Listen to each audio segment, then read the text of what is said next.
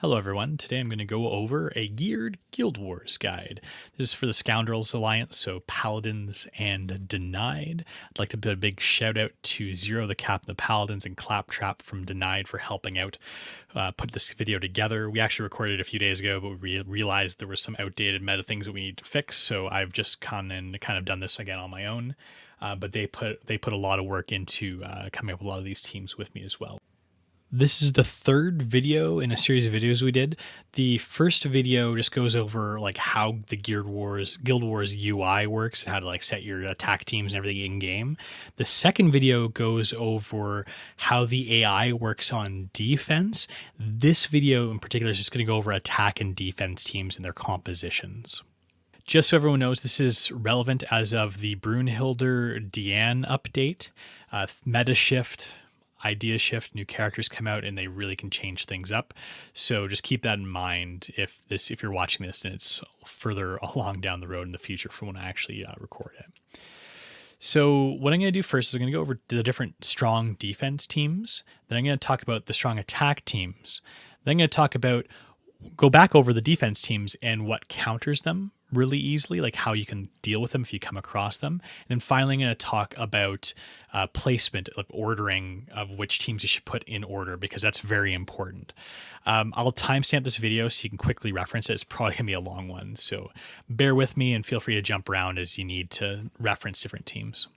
Before we get started, it's really important to note that for all of these defense teams, you want to try and get your CC up to 260k for each team to ensure that you go first. 255, you're probably okay as well, but 260k CC is where you're almost definitely going to be going first. I'm not sure what the theoretical maximum is, but it's pretty close to 260k CC for attacking teams with no associates. So keep that in mind when you think about which kind of buffs you want to use on teams. Generally, for most of these teams, you want to use attack token buffs for your primary DPS units. But if you need to get your CC up into that go first territory, you can use HP buffs to make that happen. So the first defense team I'm going to talk about is actually one that isn't as strong as it was a couple seasons ago. This is the mono red counter AMM defense, counter assault Meliodas defense team. The reason I say it's not as strong as it was before is because Sigurd has actually made this team a lot less relevant because they can destroy it a lot easier than they used to be, an AMM and Sigurd team, but we'll get into that when we talk about the counters to this team later. But for now, the core units of this team are Sariel and Zeldris. Sariel is the primary DPS on this team. But you can also have Esterosa be a primary defense on this team too, as you'll see when we go over it later. So we've got Rem as a different DPS option. Galland is there for bus strips, which is very important. He's got a lot of utility. He's kind of a core unit to this as well. I should almost put him in the core unit section. We have seen Sigurd on this team before, so there's some options that you can use instead of some of these other characters that we just talk about today if you don't have them. You can also use Kyo on a certain variant of the team, which we'll discuss in a second. And most of these teams have some form of alt control, either be Zeldris' passive, his commandment, so you can't move cards around, Droll, who alt locks people when they get to full alt, or Fraudrin, who alt seals on turn 1. So the gearing for these guys, most of the units will be HP defense, except for the ones that you're looking at as DPS options. Some of them can go kind of either way, Zeldris and Galland. You need to try and balance CC and survivability and attack. Generally want to put as many units as you can on attack sets. They generally perform better in Guild Wars. However, you want to try and hit that magic number of 260k CC so you know you're not going to get out CC'd. Going first is so important on defense. But if you can stretch Galland onto an attack set, it helps a lot. And even Zeldris too, if you happen to have them on attack, can do a lot of work. We've got some critting characters too, these three here, so just keep that in mind. You probably want them on attack crit instead of attack defense. For any reliable critting characters, you generally want a crit set on them. Again, if your CC is allowing you to do that, just because the more damage you can do on especially the first turn, the better. The three primary teams you'll probably see the variants of these, and there's a lot of different variants you can get. These are just three ones that we see the most. The one that you see a lot of would be this one here. The idea is that Sariel's going to hit you really hard on turn 1 with a power strike and his AoE card.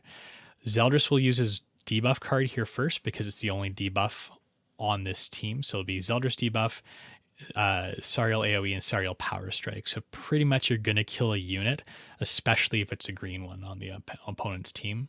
The second most common you'll probably see is this one with the Rem instead. So Rem will do an AoE, Sariel will do his AoE, and then he'll do a single target Power Strike. So the idea is that on the second turn, Gallon will actually use a strip card against Assault Meliodas or whomever has Death Protection up from Melascula. So that's one of the really important things of all these Assault Meliodas, counter Assault Meliodas teams is you want to make sure you've got a stripper, and that's why Galland is so important in this situation. He also does have a passive that reduces the enemy's defense by 30%, or you ignore 30% of the defense if you're attacking with a red character. So it doesn't make a big difference, but the red characters will hit a bit harder. There's also this variant as well. If you don't have Sariel, if you need Sariel on a different team and you still want to use this setup, you can use Esterosa. Esterosa hits a lot harder if you have Kyo in the team. You don't have to. You can use, say, like a Droll here, but the Kyo does make the Esterosa hit a lot harder. If you have Droll and you're going against an Assault Meliodas team, you're going to hit hard because Zeldris's passive will give all of your units a lot more stats based on the number of commandments. And you've already got 3 on this team. Then if you face an Assault Meliodas team, generally there's 2 or 3 there as well. So Esteros will hit really hard. But having Kyo makes him hit even harder because of the ignites, and Esteros has got code destruction cards. If this is set up really well, you can actually kill an Assault Meliodas on the first turn, because if your Esteros is maxed out, he will do 2 attacks at once because he has a debuff card. So it'll be his attack, his second attack, and then Gallon will strip on turn 1, which is a nice thing to have because then when you're getting countered, they can't just kill the Gallon on turn 1 and get rid of that buff strip. You're guaranteed to get a buff strip out on turn 1. The only way that works is if your Esteros is like on attack defense and he is maxed out as much as possible, or else you're not going to kill that Meliodas. And even in that situation, you're not always going to kill Meliodas depending on what the other team comp is. The next defense team I'm going to talk about is Pierce defense. Pierce is really strong. The idea is that you want to kill a unit or 2 on turn 1, and it's definitely possible using Rugel's and BDM's AoE attacks if you've got a really strong team. The core units are obviously Lilia because she gives extra Pierce to your Pierce units. There are some other DPS options that you can use in a pinch. I know a lot of people don't necessarily have Rugel, but the strongest variant of this team is the first one right here. It drops off significantly if you have any of the sort of variant. Tarmiel is almost crucial to this, because what Tarmiel does is he reduces the HP of everyone on the opponent's team, on the attacking team, by his defense value. I can't remember if it's like twice his defense value or something like that, which is significant because that allows these 2 AoEs to hit relatively harder in terms of the enemy's percentage of HP. So this here can almost one-shot a whole team on turn 1 if it's stacked up enough and they've got no sort of damage mitigation on their team. So this here team is probably the best version of this. One thing just to make sure is that you put your Lilia, Rugel, and your BDM should have Pierce rolls. You can have attack rolls on your Assault Meliodas and your Rugel. Some people do run that so that Pierce counter teams with Valenti don't counter them as much. But if you want to get the maximum output against regular teams, Pierce rolls are the way to go. One of the big problems with this team, though, is that it's really hard to get the CC up really high because you've got so many Pierce rolls instead of attack rolls on your DPS characters as well as Lilia. So you really want to make sure Lilia's an HP defense. You've got to have your characters so maxed out just to get close there. And some of the buffs you want to use, like the token buffs on this team, you might need to use an HP buff mixed with blue attack buffs. You need to do what you need to do to get your CC up there. Some people even run this on triple blue HP buffs just to get their CC up to like a respectable number. A good target for this is about 255k CC. So if you can get to that, and you can get some attack rolls or attacker blue Pierce tokens to buff this team up, that would make its DPS even stronger. The more Pierce and attack buffs you can get, the better. So beyond this here, you can use Fraudrin instead of Tarmiel. It's not going to hit nearly as hard. Fraudrin's just there for suicide control, so they can't suicide your team with a suicide team. There's also this collab Pierce variant, which is, can be strong too, especially on the mono race buffer because they're all humans. The advantage of this is that Hopper gives direct hit debuffs to 2 units, so the 2 AoEs that you're going to get on turn 1 are going to hit a little bit harder than they normally would without them, but also they're going to add this crazy poison to them as well. So if they don't have a cleanse, that poison is significant because it's 40% of whatever damage you do with one of these first 2 units. I'd probably say that I know that this is the third team in this kind of pecking order here, but I'd say this is probably the second strongest team behind the Tarmiel team. But the Tarmiel one is much superior. You've also seen with MK2 instead of Rugal, a lot of people don't have Rugal. This is an option, but again, this is a strong drop off in power level below the first 2 options I mentioned.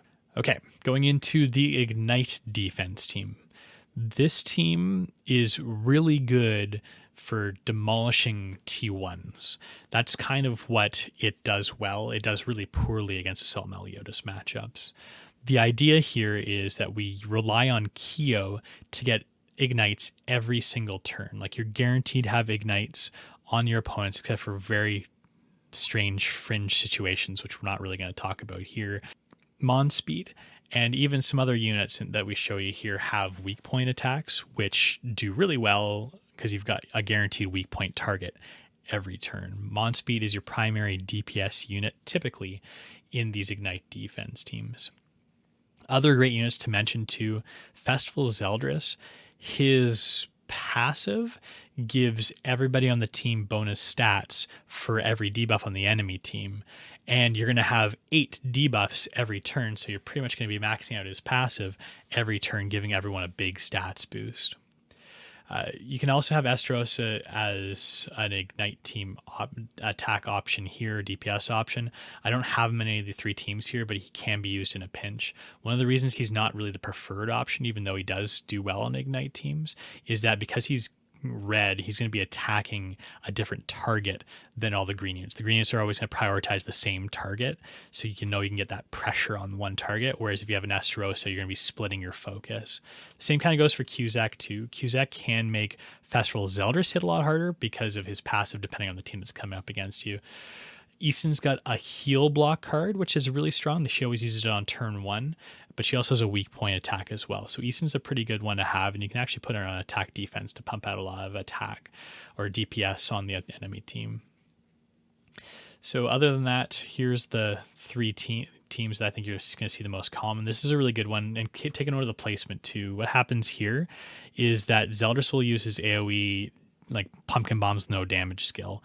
Then the next Mon Speed will attack because he's got a weak point attack, and then Festival Zeldris will attack. And those are 2 very strong attacks on one turn. If there is a blue unit, he's likely going to die. So that would shred through, like I said, a T1, for instance. Another option that you see is this one here.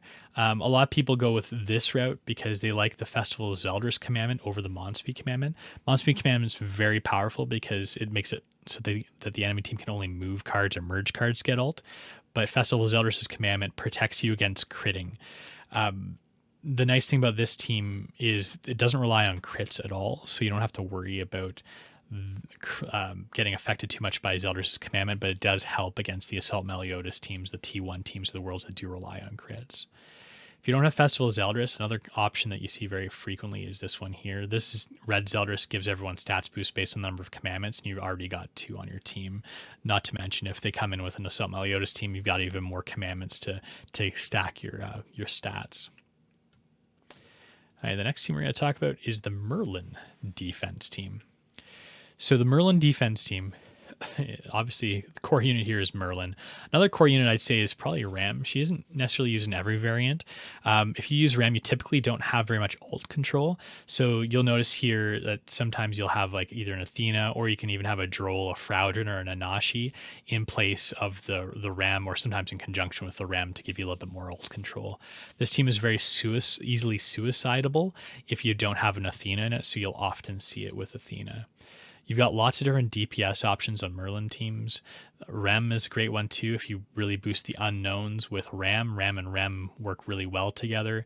MK2 is another solid option. She complements Merlin because they're both green and they both have pretty strong AoEs. Sometimes you see Sariel with Merlin as well. Those both have power strike cards and can put a lot of pressure because they're very similar characters, but just different color typings. The new Diane is another option too. I'll get to that in a second. Ludo is a very strong complement to Merlin. They should almost always go together if you can, just because she's so reliant on crits and he can help her hit so much harder if you've got him on the team with it.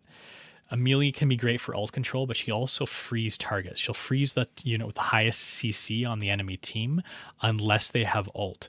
So you'll ult lock one key unit typically. Usually it's like a Goddess Liz or even a Salt Meliodas or a Droll or someone like that, and it could really screw over the enemy team's strategy if they're not prepared for it.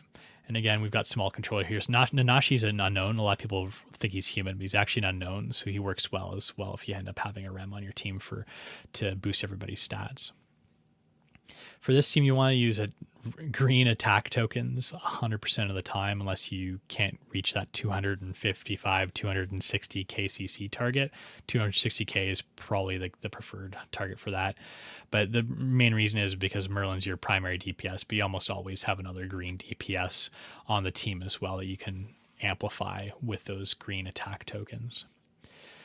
So you're going to see a lot of variants of this team. Some of the more common ones is this one here with MK2. This one's pretty strong because you get double AoE and a power spike on turn 1. So they're going to be low health and you're likely killing a unit.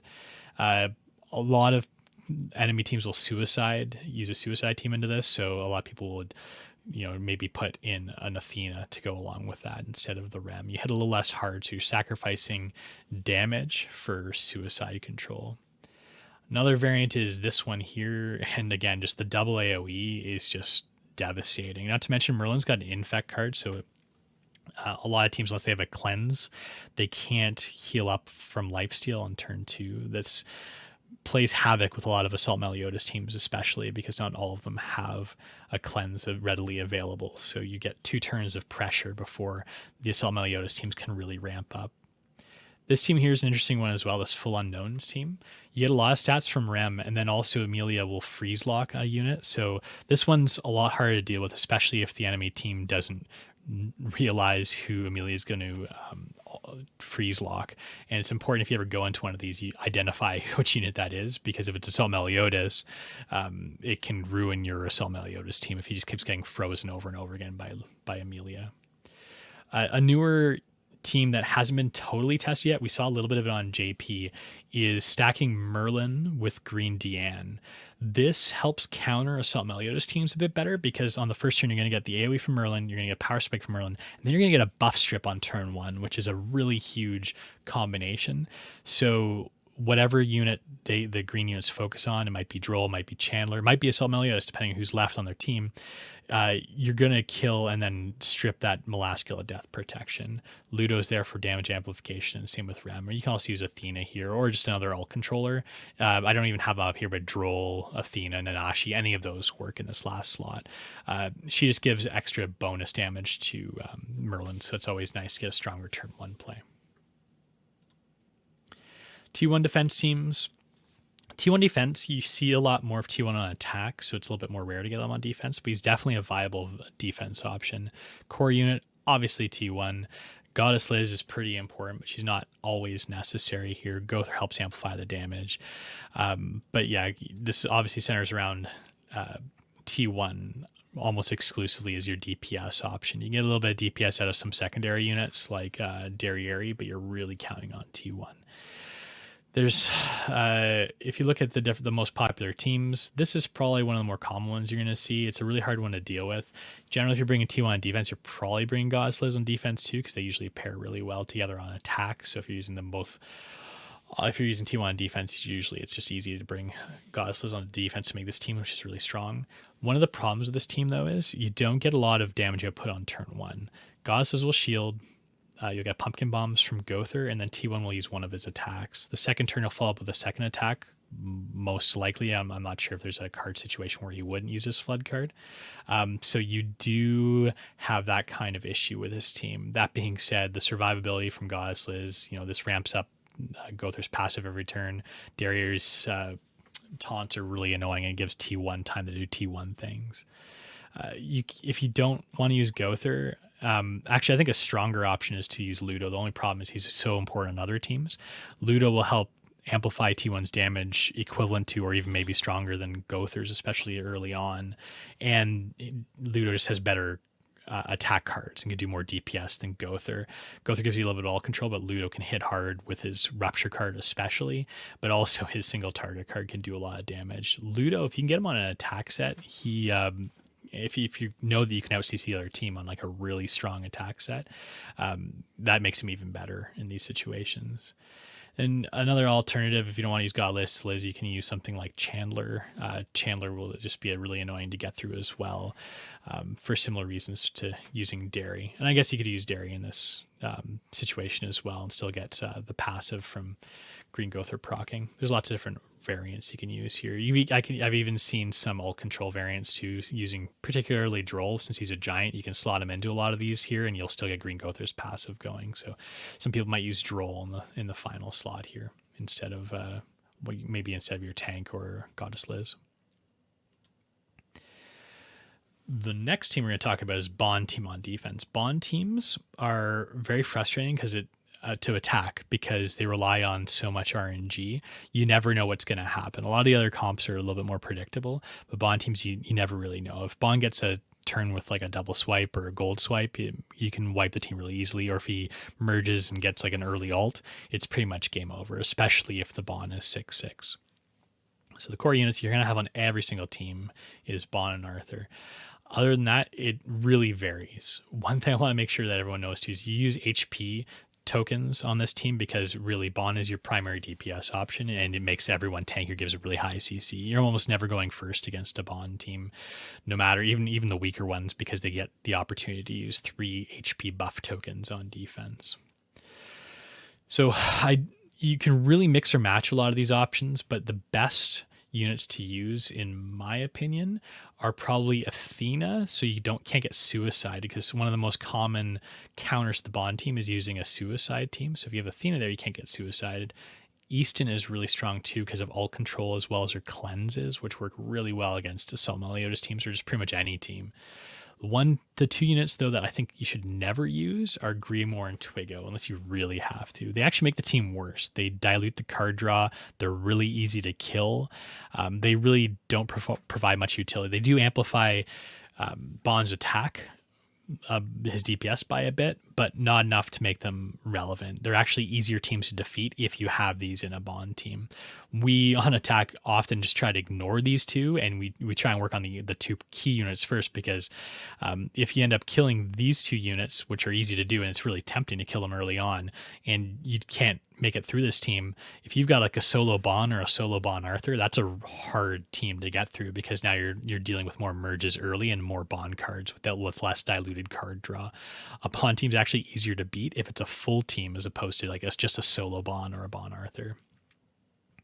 If you don't have any of those options, you want to try something different, Kyo is a really good option on this team as well. This is a pretty common team you'll see. The only problem is Kyo's using a lot of Ignite teams, so you won't be able to use him here unless you're not bringing an Ignite team along. So this is these 2 are probably the 2 strongest variants of the Bond team, but beyond that, you can use a lot of people in these 3rd and 4th slots. Some of my favorites are using Hopper, Red Escanor. Hopper's great because he's got ult control. If you use these 2 together, the enemy team's almost never going to ult, which is a really handy thing to have, just because ulting is usually one key way to kill this Bond team if you get like a T1 team into it. T1 ults wreck Bond, so if you can prevent that from happening, that's pretty key. Escanor is not a bad one too. MK2, they're both just kind of warm bodies though. Roxy has a buff strip, so she can be handy as well, but the problem with most of these characters, other than Red Escanor, is they're somewhat squishy, so they're pretty easy to knock off a little bit earlier compared to, say, like a Hopper or a Red Escanor. T1 can be used here too, but you don't see that too often because he's usually the core of his own team. Okay, another attack team, or sorry, defense team I'm going to talk about is the Angels team on defense. This Angels team was pretty surprising last Guild Wars. It used to be the Angels defense team used to be the strongest defense team in Guild Wars for maybe the first 5 or 6 seasons of Guild Wars. They really dropped off, but they've made a bit of a resurgence with Margaret. Margaret's a really funny unit because you'd think she'd be OP, but one of the problems is that her AI won't make her use her buff card unless there's a debuff on the defense team, on your team, because they treat it like a cleanse card. They'll hold it for the cleanse unless it gets to gold, in which case it also has a buff on it as like a stats buff. So it'll be considered a buff card at that point. But unless you luck into getting a gold merge, they're going to hold this Margaret card until there's debuffs on your team. That being said, Assault Meliodas is always going to put debuffs on you, so she's going to use her buff card, which makes the whole team a lot tankier against Assault Meliodas teams. T1 teams don't debuff as often unless someone makes the mistake of using pumpkin bombs against this defense team. But still, even so, it's a very strong team in general, and I'll kind of go over why. So one of the old team that used to be the strongest, and it's still pretty strong too, is this first one right here. It's Tarmiel, Goddess Liz, Ludociel, and Sariel in this order. This had incredible synergy because Sariel gives everyone 20% of his stats. Ludociel reduces everyone's crit defense and crit resistance. Tarmiel reduces everyone's HP on the attack team. And then Goddess Liz uses shields and has revives and just makes it hard to crack through this team. So this has a really strong turn 1 play because Sariel uses his AoE and his power strike, and then Liz shields up.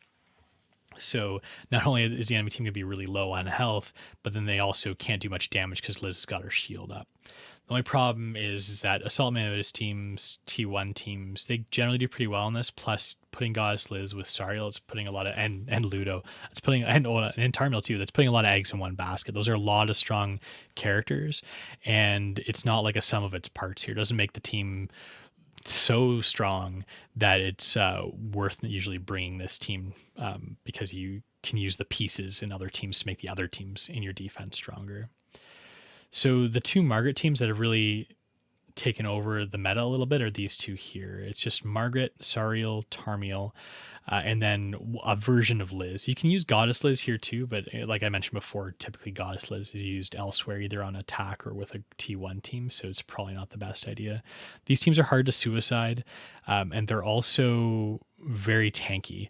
They ramp up slowly, and one of the problems is that it takes a lot of turns to kill a character, and after a lot of turns, like a unit's generally going to have ult or something's going to go wrong on the attacker's side. Either like, Sariel will get a couple power spike cards or something drawn to them and then wreck your whole team. So they look very similar, but they operate kind of differently. This first team, the turn 1 play is actually going to be a Tarmiel stance and then 2 attack cards from Sariel. So that makes the team tanky because of Tarmiel's stance card on turn 1. This team here has a similar move, but kind of notably different. They won't Tarmiel stance. They'll actually attack down everybody using Summer Liz Hawk. And that, I can't remember, I think it's 20% attack down.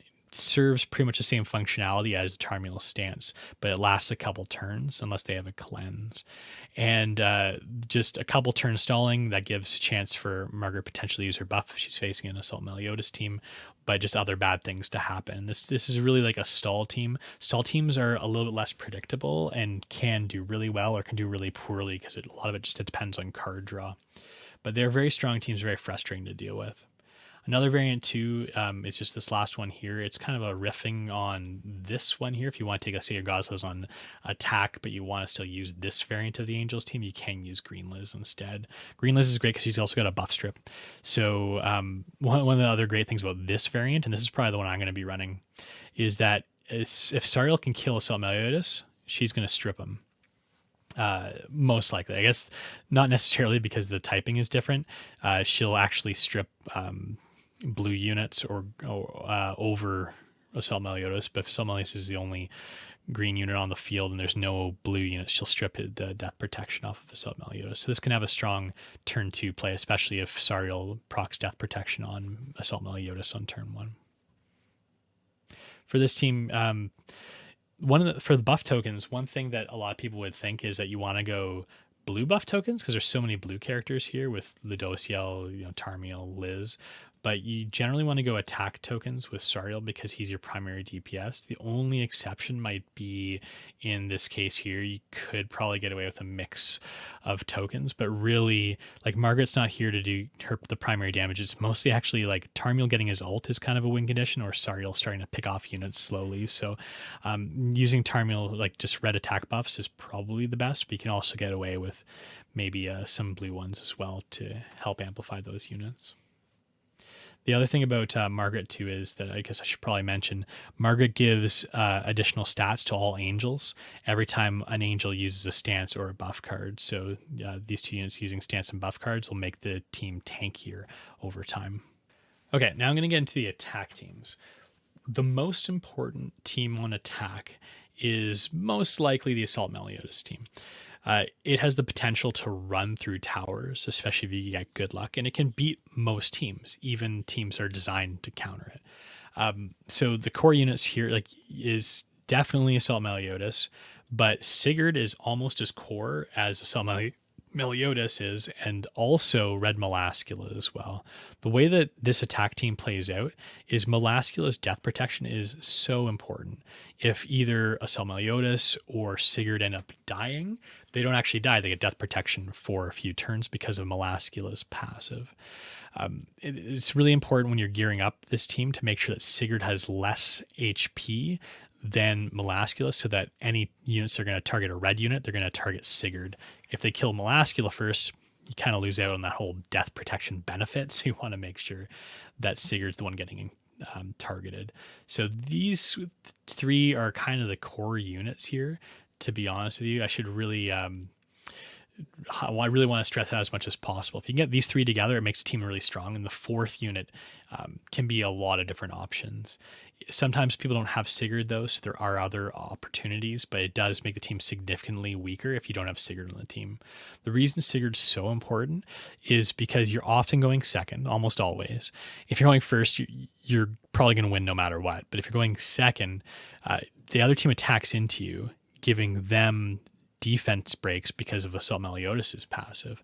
Because they have defense breaks, Sigurd's passive kicks in, which gives everyone on your attacking team 30% attack boosts, like 3 individual 10% attack buffs, which helps Sigurd's Amplify card and Assault Meliodas' attack card, making this team ramp up on attack a lot quicker, so you can kill 1 or even 2 units on your first turn, which is devastating to most defense teams.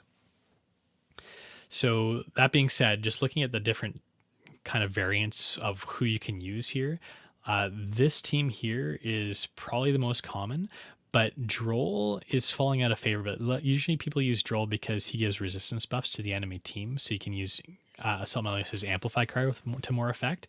But Droll, other than that and his taunt, doesn't provide a ton of utility. He does have a Petrify, which can be useful, but still we found more use out of Chandler or even Cusack as well to give you a third DPS option just to rip the enemy team really fast. Cusack's an interesting one too because against Bond teams, against Margaret teams, you can actually kill the Bond or the Margaret on turn 1, and I don't think any other team can do that.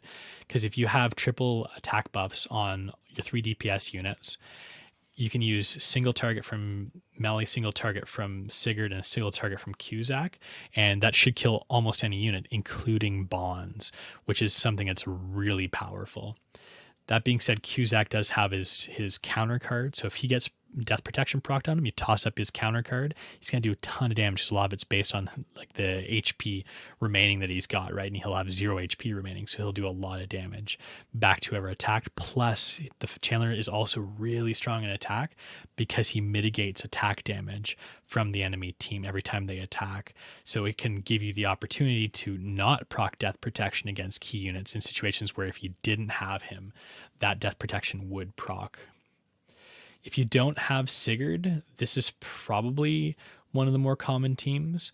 You do likely need some healing, which is why you end up having Glocks in here. It's a little bit of a slower team. You almost don't want to attack with Assault Meliodas on the first turn. You kind of want to amp up a couple turns. And then just the survivability comes more through Glocks' heals as well as Assault Meliodas' lifesteal. These two teams here don't have a healer, but they have a lot of lifesteal, and then Melaskill has a suck card, which is great. Typically, you're going to lose these two characters against most teams, or maybe against the second team you attack into, but that's just the kind of the way it goes, unfortunately, with these teams. Cusack is an exception to that. You can lifesteal a lot with Cusack to bring him up, so that's why Cusack is a good alternative there as well. All right, next team we're going to talk about on attack is the T1 attack team. It and Assault Meliodas attack teams kind of make up the core of your attack rosters in Guild Wars. It all centers around the one. He makes it. He's the one that you're looking at here to do all the DPS. Getting to his ult is kind of your win condition. If he's high ult, you're taking out 2 characters guaranteed, or a pesky Bon. His ult will kill him with the death protection almost every, or not with the death protection, with the death damage almost guaranteed, unless you've got a really low ult level on him.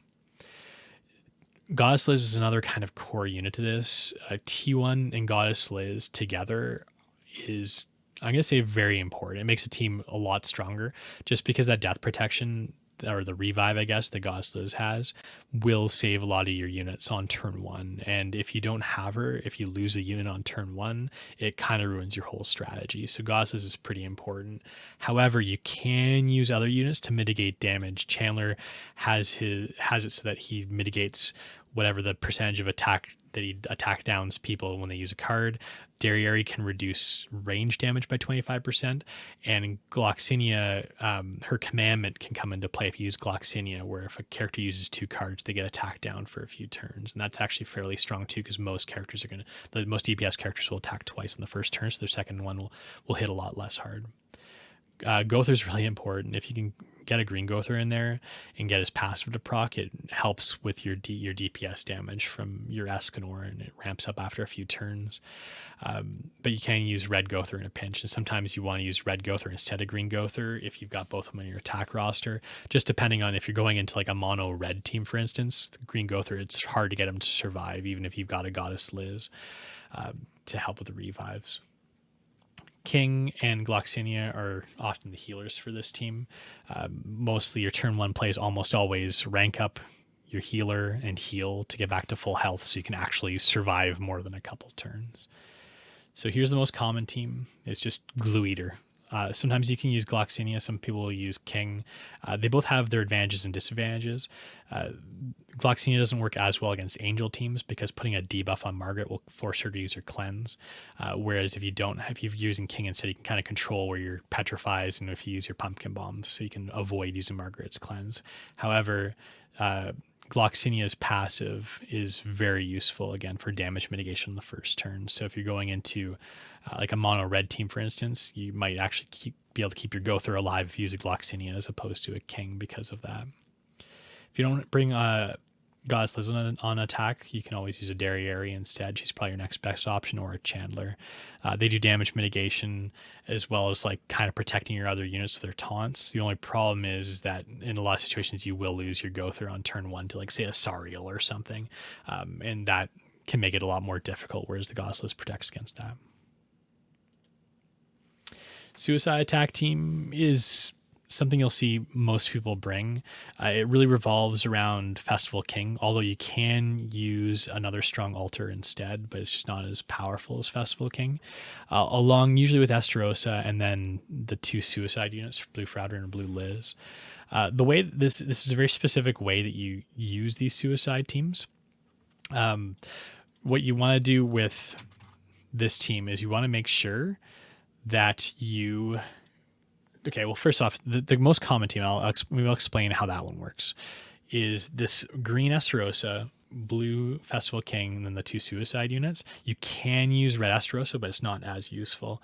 So what you do is, on your first turn, these 2 units should die. And you got to be really careful. If the enemy team doesn't have an AoE attack on their first turn, they won't kill both these units. Even if they use 2 single target attacks, it's more likely than not that both these units won't die, because what will happen is the enemy team the defense team will target your lowest health unit, so one will die.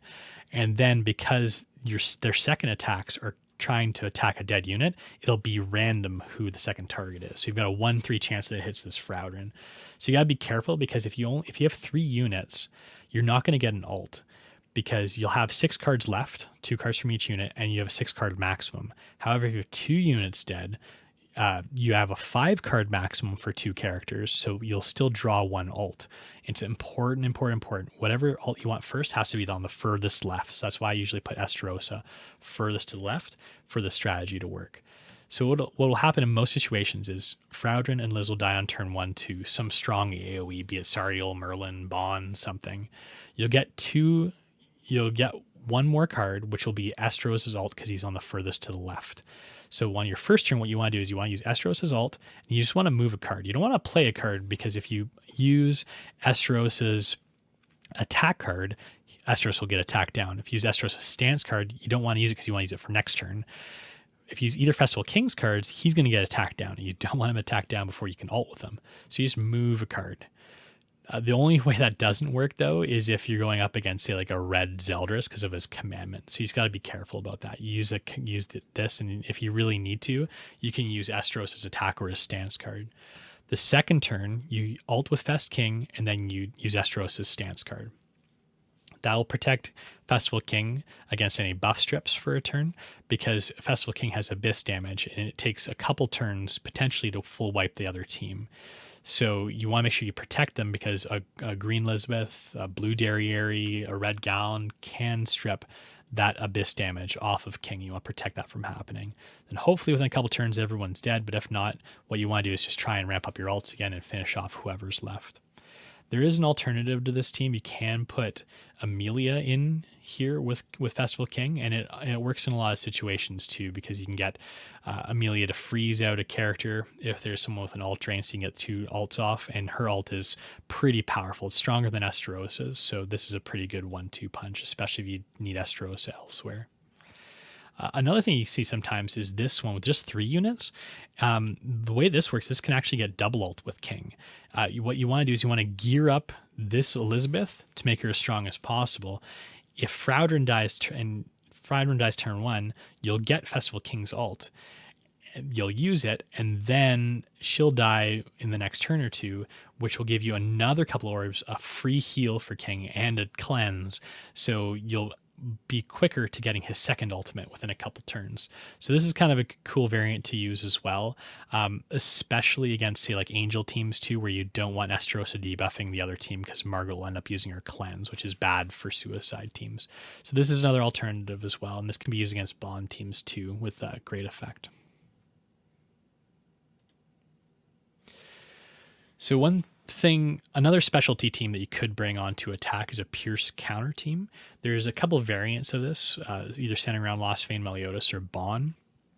And these shred Pierce teams. If you're expecting to see a lot of Pierce teams, this is a pretty strong team. It's also fairly strong against other teams that are mono green, like Merlin teams typically, is where you could use this and still get through them. So one of the things, you don't want too many Pierce counter teams if you can avoid it, because you end up maybe having a lot of leftovers of these at the end if there aren't a lot of Pierce teams on the enemy team's defenses. So the way this team works, the primary one you're going to see is this one right here. Los Meliodas, green Tank Diane, green Valenti, and red Liz. What happens is that obviously green Valenti's here. You want to make sure she's got resistance rolls as much as possible. You put her in HP def, or even triple defense works. But make sure you got resistance rolls in the middle pieces, because that cuts the enemy's team's Pierce down enough that they won't do a ton of damage against you. Diane's there because her tank card, her taunt card, works for 3 turns. So you keep that taunt up. You can avoid getting ult drained by usually the Tarmiel, because there's a lot of Tarmiels on Pierce teams. And what you want to end up doing is you want to just survive until you can get Lostvayne Meliodas' ult. So you almost want to rush his ult as quickly as possible. Liz is here for passive healing. She can be used, or the green Liz, but usually you see the red Liz because she's got the passive heal, so you have to hope you get more heal cards from Green Liz. So the raw output of the healing is more important here. That being said, Green Liz is great with buff strips as well as, well, I guess you don't need buff strips against this team, but ultimate rush and heal with her ultimate is great. Of course, Red Liz got a healing ultimate as well, but the ult rush can really help you out. Maybe line up a few ults for a kill turn if you need to, but generally we found that the Red Liz is better in the situation. Another variant you can do is a Bond team with a Valenti. I'm going to talk about Bond teams on attack in a second too, but this also works as a Pierce counter team. If you got Valenti here, she's human, so she works with Arthur's passive, and then you just basically do the same thing except with Bond as opposed to Lost Meliodas. You rush his ult and hopefully wipe when you get it. You can also use Grimoire is often used here because he's got a shield to mitigate damage and he gives extra lifesteal to everybody. Or you can use even a Lilia because she does provide heals for your team. And this team here can be strong against non-Pierce teams as well, which is why some people opt to use the Bond variant. But a lot of people use Bond on defense, so just take it as you will. The final attack team I'm going to talk about is the Bond attack team. You see a lot of Bonds on defense, but he's also really powerful on attack. He's actually really great, especially if you got him at 6/6. If you got him at a lower alt level, he's not as useful on attack because really the win condition for you is getting Bond's ult. It's a real stall team that you're looking at here. So if his ult isn't one that you are confident can wipe enemy teams, it can be a difficult proposition to wipe the enemy team. Obviously, Bond's swipe card can do a lot of damage too, but really it's his ultimate that's the one that's going to win you the day against the strong defenses. So it's a little bit different than the Bond defense teams because Grimoire and Twigo are actually okay on this team because you can control the cards they play. Grimoire and Twigo are really bad on defense because they'll use their shield cards like constantly, which blocks out Bond's buff cards and it will stop Arthur from using his stance cards. But on attack, you can choose which cards to use. So the damage mitigation and the extra damage is nice. You can run Easton though, or you can even run Evil Lilia as well to give you some additional heals. Grimoire does give you extra lifesteal, but a Lilia is a good one to put in there too. So much so, in fact, that I think I'm going to pop her in here. She's a good alternative to Twigo. Well, who knows? I accidentally tilted it, but we'll just live with that. You can also use Kyo to mitigate damage, but again, you'll probably bring him on defense. So one of these first two teams, one of the more likely ones you'll end up using. Okay, so just going back over the defense teams and talking about how to counter them when you see them. So these Assault Meliodas counter teams can actually be countered by Assault Meliodas with Sigurd. The way that you do that is you make sure you kill Galland as soon as possible. If you can kill Galland early, it makes it really easy. The reason, and this is only usually possible if you have a Sigurd in your team. When they attack into an Assault Meliodas team, they're going to have defense breaks on them. So Sigurd's passive is going to give your whole attacking team 10% attack boosts. And you've got 2 units with Amplify cards, both Sigurd and Assault Meliodas. Not to mention Sigurd can extort the whole team to reduce their attack output. So usually what you do is you'd extort on turn 1 and you just kill the Gallant by double Amplify attack, 1 Assault Meliodas attack card and 1 Sigurd attack card. So extort, Assault Meliodas amplify, Sigurd amplify, and you've got a dead Galland. As soon as Galland's done, the threat of removing your death protection is gone. You'll probably proc death protection on turn 1 though with the Zeldris and then the double attack from Sariel.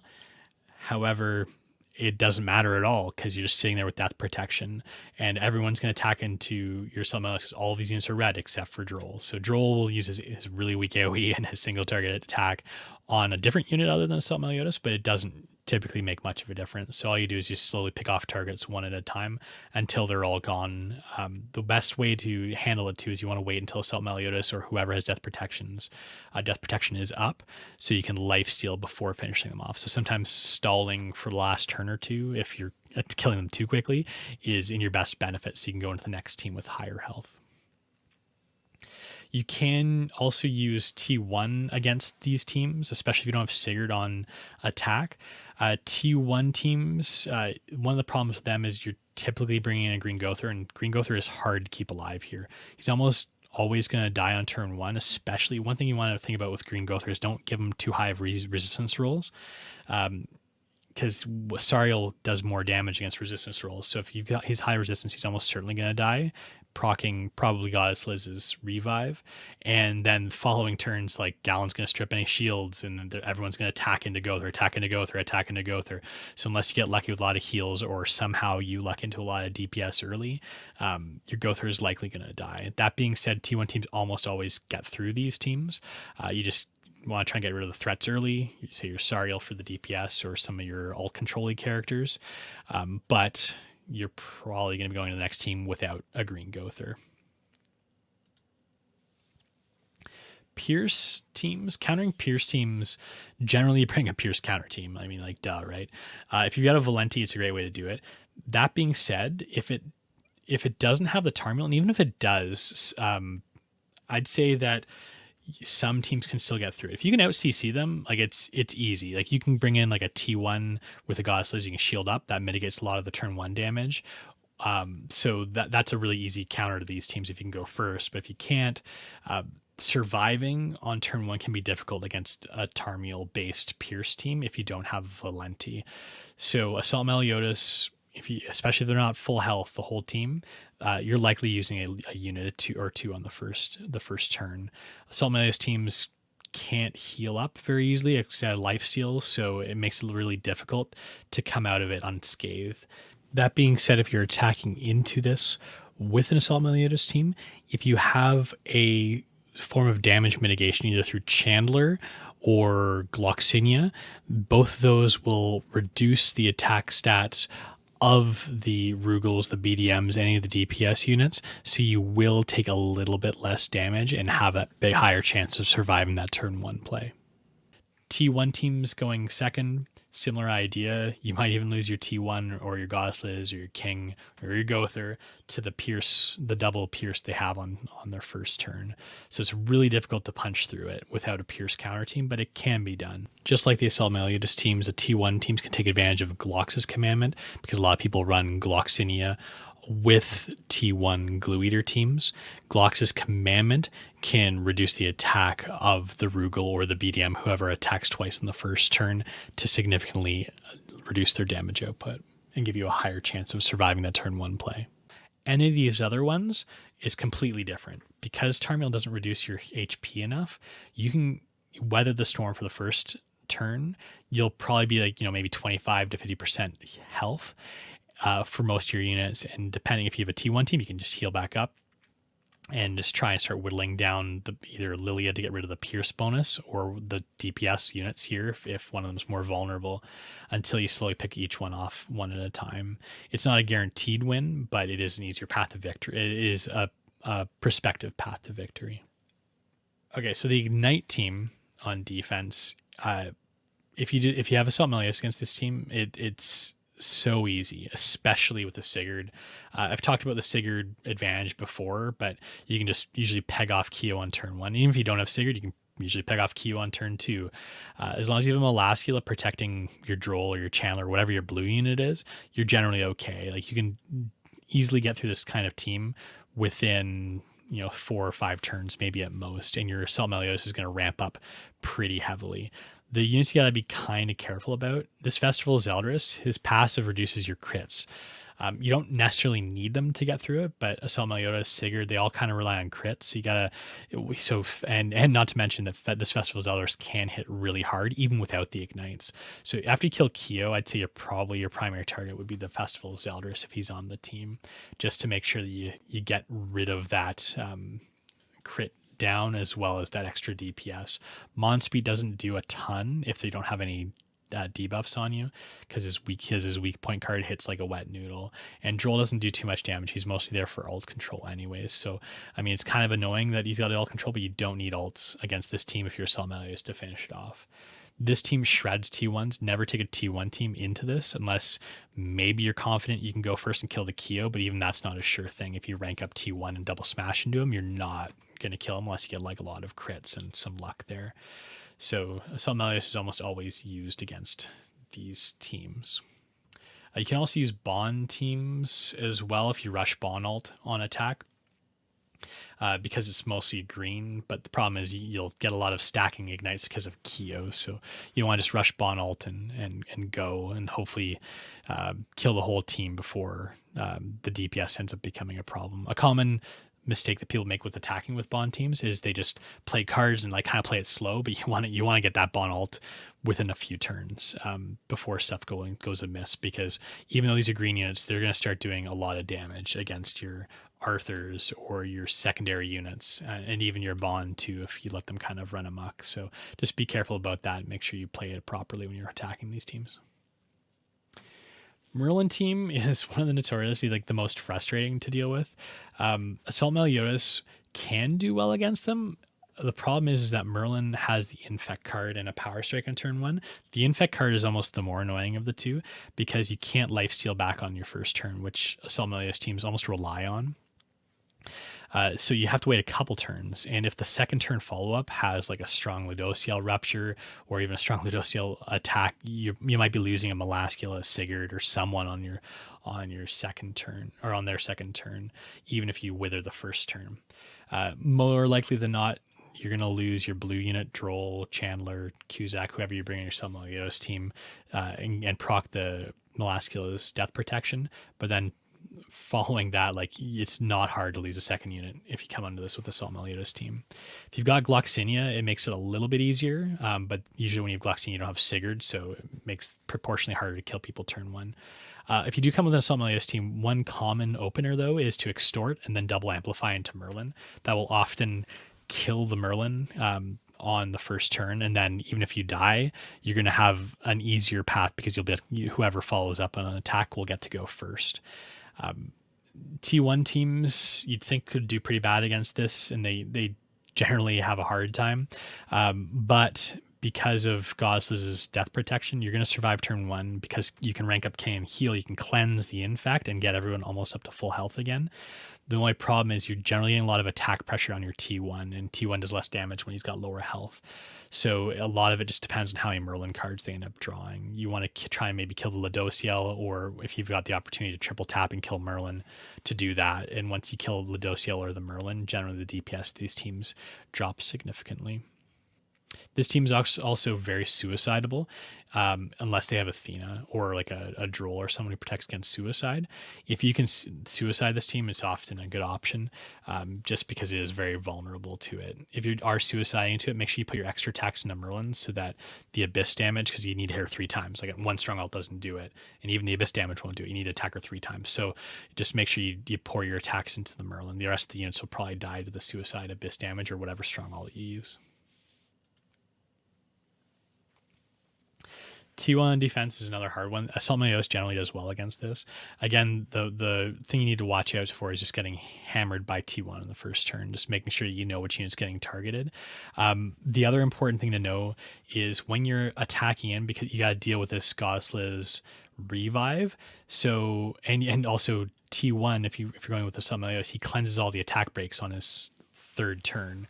So you want to try and kill this T1 before he cleanses those, and in order to do that, you need to proc death protection or the revive before you go in for your kill turn on T1. The best target usually with Assault Meliodas teams, either the Gother or the Goddess Liz. You proc the revive on one of these two units, usually the Goddess Liz, and then you try and kill the T1 with the follow-up attacks, because when you kill a unit and they get revived, they lose all their debuffs. So if you attack all your attacks into T1, procs death protection, or the revive, he's going to lose all those defense breaks. It's going to make him harder to kill. So you want to proc the death protection or the revive on somebody else and then kill the T1. Once the T1's dead, this team just falls to pieces. There's really no other strong DPS options, outside of maybe Dariary's ult. So you're generally pretty good. So once you take care of the T1, there's an easy path to victory. This team is somewhat suicidable. One of the problems with this team is there's no AoEs that are going to kill all your units unless you've got like a level 1 Fraudrin and Liz. The pumpkin bombs might do it, but the single target going into one of them will kill one of them. But on turn 1, you only have a pumpkin bombs and one turn 1 attack. So you're going to lose one of your suicide units, not both. So you might have to adjust it. Maybe just take a Fraudrin in with an Esterosa and a King, and just leave your Liz out of it. Then the Fradron will die. You'll all get your alt orbs, and you can continue on like a regular suicide, but you might have to just adjust your thought process there. One thing we've had some success with is taking in the regular suicide team and gearing up the Liz a little bit so that your Fradron will die first turn. All three of them will get alt. You can use Liz's debuff block card, and she's got a cleanse too, which can kind of come handy if something goes weird and someone gets stunned. But you won't be able to alt on your first turn because you have 3 units. But the advantage of having Liz still there is she'll be the one who's targeted afterwards, so you can get your ults off, and if she dies later, it'll make it easier to get your ults off a second time. Or even if you get through the first team and Liz is alive, the team you go up against next, you can even suicide into them again. So we've had situations where you can double suicide back-to-back teams in this situation. So just something to keep in mind. The next team on defense I'm going to talk about, and possibly one of the most annoying and frustrating ones to deal with, is the Bond team. So first off, the Bond team, suicide is an option to take this out. T1 is an option to take this out, and so is Assault Meliodas. And pretty much in all those scenarios, you just need to have a little bit of luck in order for it to work properly. First off, you cannot suicide the team, or at least not very easily if there's an Athena there. Athena blocks suicide attempts, at least it makes the path to suiciding a little bit more difficult. So if there's an Athena there, that's like the primary reason she is there in the first place, is to prevent you from suiciding into it. The best option to kill a Bond team is actually take a Bond team into it. If you take a Bond team on attack into a Bond team, if your Bond is a 6/6 Bond, you can likely wipe their whole team with your Bond ult. So the path to victory there is just rushing your Bond ult and hitting your ult before he hits his, hopefully killing most of the units. If you've got Rupture with a 6/6, it's like almost guaranteed, especially if they've got a buff up. So that's your easiest path to victory. But since not a lot of people bring Bond teams, usually you're forced to go into this with a T1, a Suicide, or a suboptimal team, I guess. T1 actually can perform really well against this too. T1 as well is a very similar path to victory as the Bond team. You got to rush the T1 ult as fast as possible. As long as you get there before the Bond, you're generally pretty good.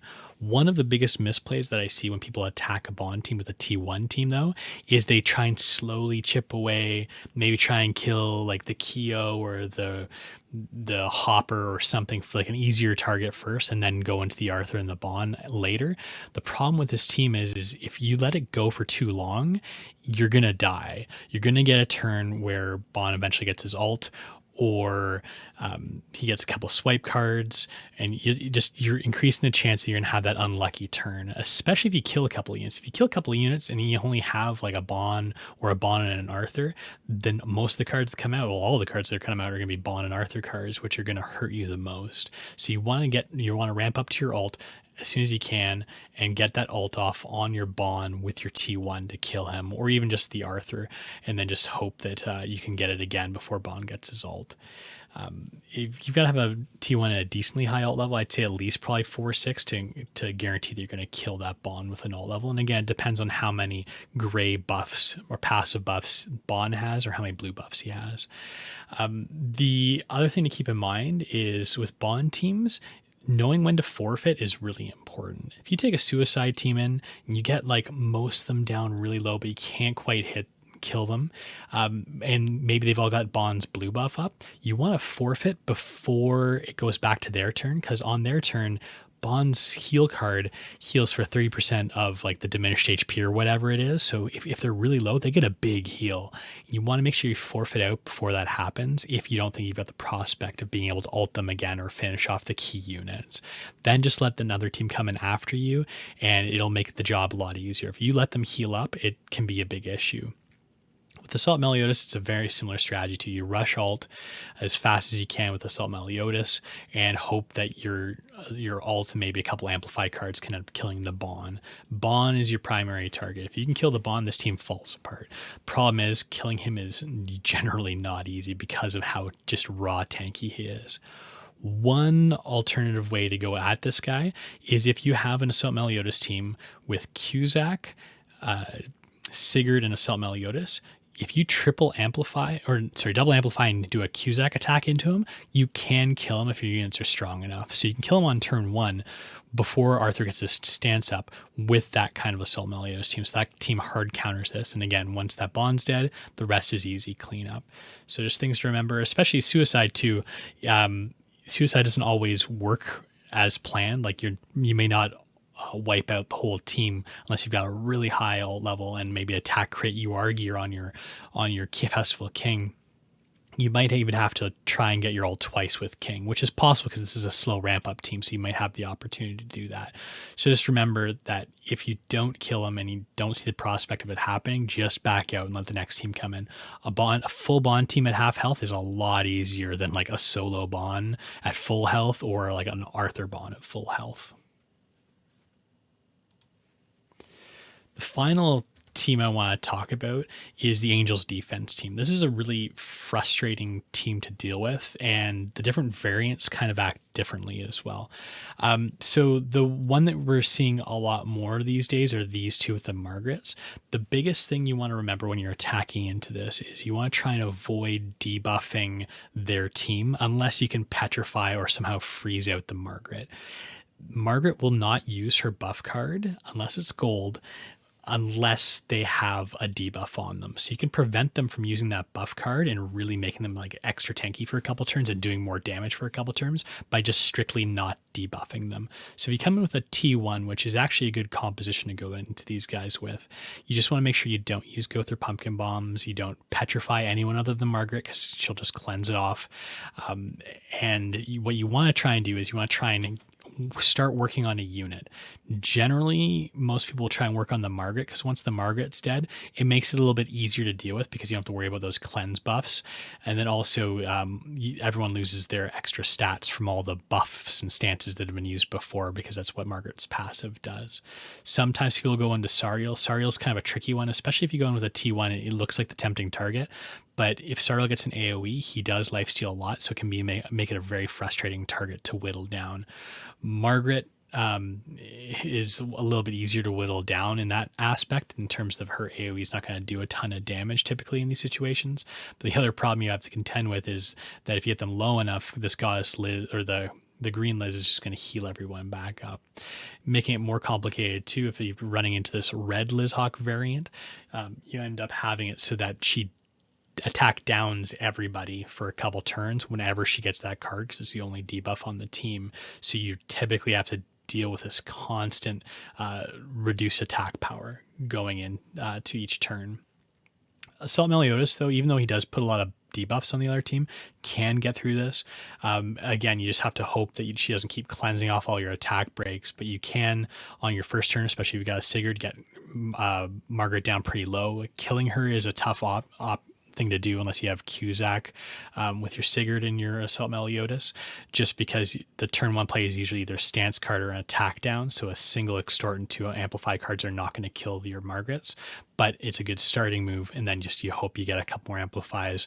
Maybe she doesn't get any more buff cards or cleanse cards, and you can eventually kill her before they end up getting to ult. The thing you want to try and avoid is Tarmiel's getting to ult or just Sariel popping off your units. Those are kind of their win conditions.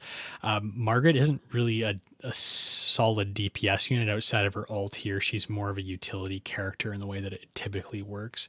Her AoE can do like a little bit of damage to you, but it typically doesn't do a ton because she's not getting, it's very unlikely she's going to get like gold buffs or even silver buffs to buff herself up. And if you're doing it properly, she won't buff herself up at all. The ones without Margaret, a little bit easier to deal with, especially the Assault Meliodas or T1 teams.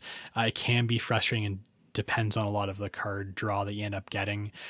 Liz Shield, you get Rupture on Liz Shields, and they'll have attack breaks galore. There's no cleanses here, so it makes it a little bit easier to work on this team after a couple terms have passed through, as long as someone hasn't died. Sariel, if you get some AoE luck and like merges into a silver AoE or gets a couple power strike cards on you, it may be difficult to deal with, but generally this isn't as hard of a team as it used to be. And if you have a T1 team, usually you just hammer into the Ludo or the Sariel. Ludo's a good target too because he doesn't have a ton of life steal.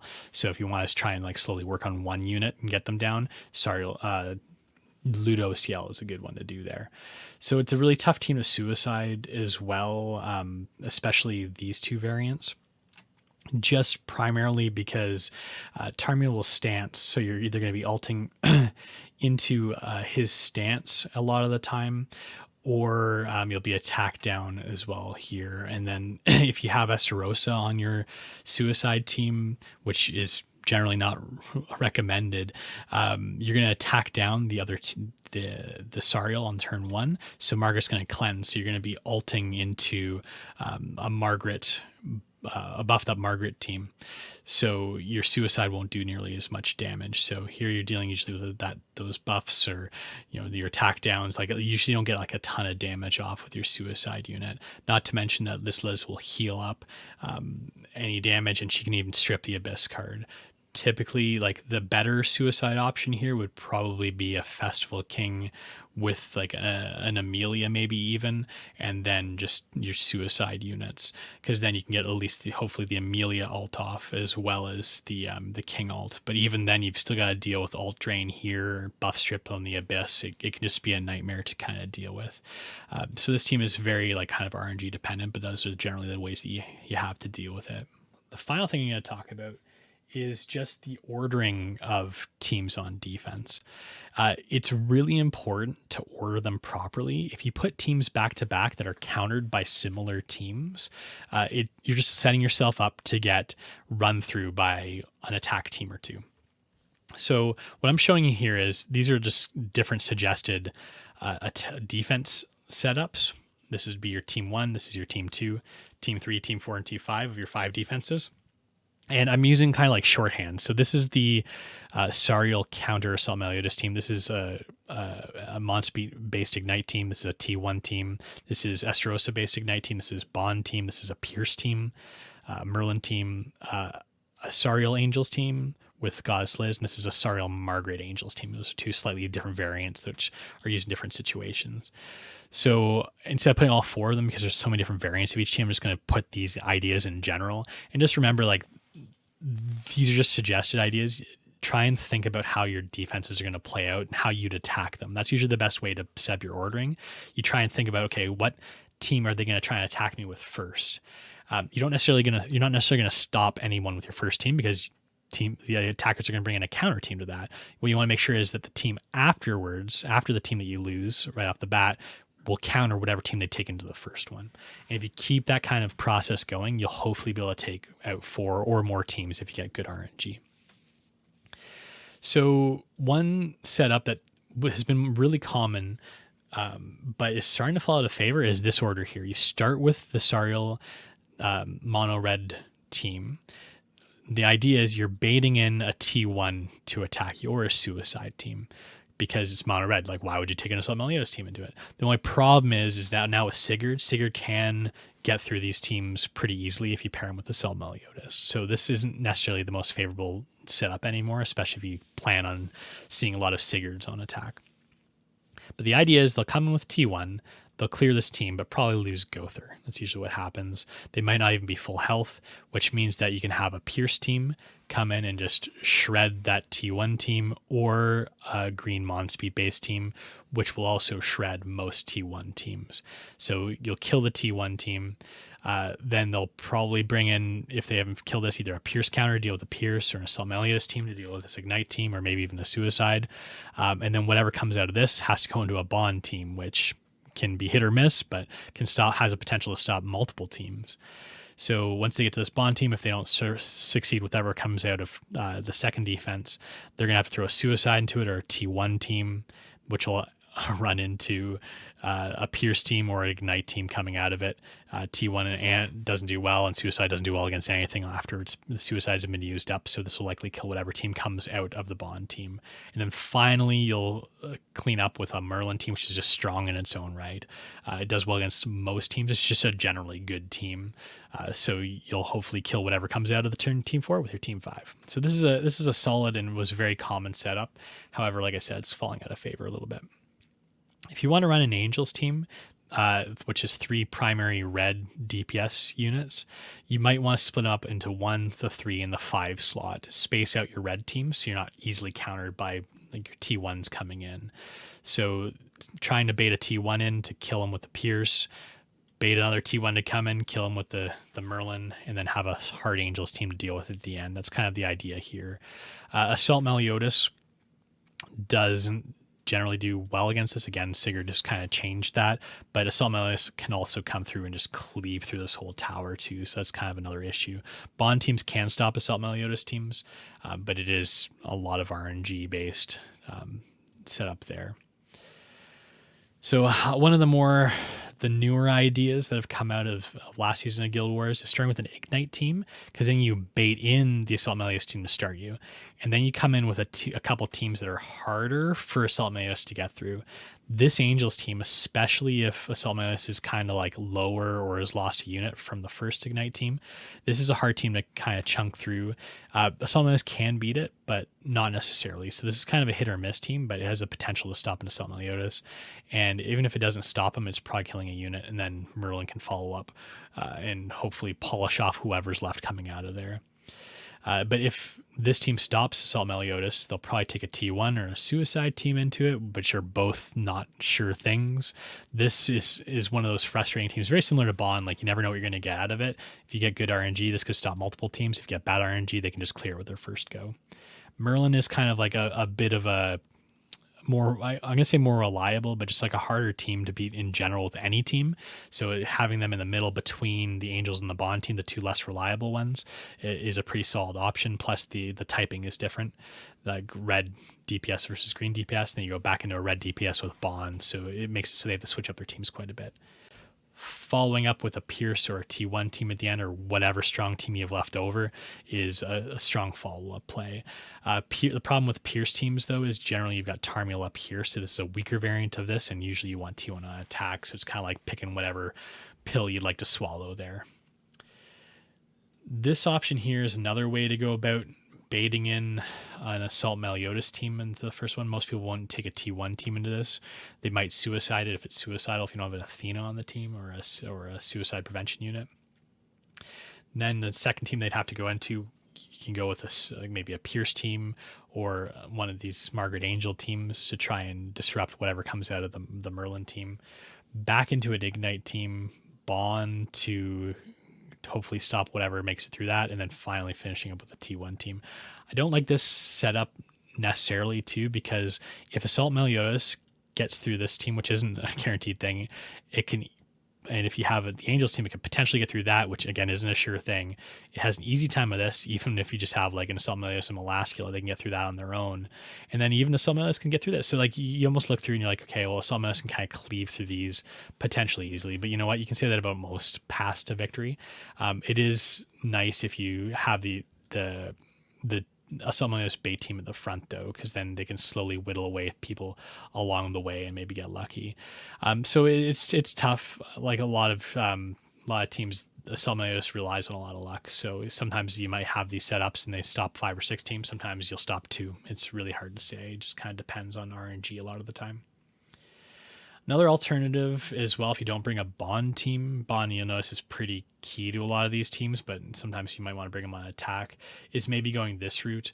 You can have a Sariel team or maybe even an Angels team followed by a Pierce team. Of course, if you use an Angels team, you probably can't use a Pierce team. Merlin is kind of your anchor team. T1, if you're bringing Bond on attack, you're probably going to be bringing a T1 on to defense unless you're really stacking your attack teams. Then you have an Ignite team as well. This is a little bit harder because I feel there's no like solid way of stopping or like having a high probability chance of stopping an Assault Meliodas team. Hopefully they come in without the Assault Meliodas. They go with a T1 team to start, so at least you get the T1 team to die, say, at this point usually, and then your Assault Meliodas team will maybe lose a unit here, have a little bit of trouble against the T1, and maybe falter near the end. But this is another way that you can think of doing it. So that concludes the video. Again, remember, this is very transient. Like in a few weeks with new characters, new banners, these metas can shift. The idea is that when you're setting up your defense, especially, just try and think about how the current meta is going to deal with it on attack, and just try and make sure you've got follow-up teams to counter the team that makes it through the first set of your defenses, and just keep that process going through each one. You should be fairly successful. Thanks for watching.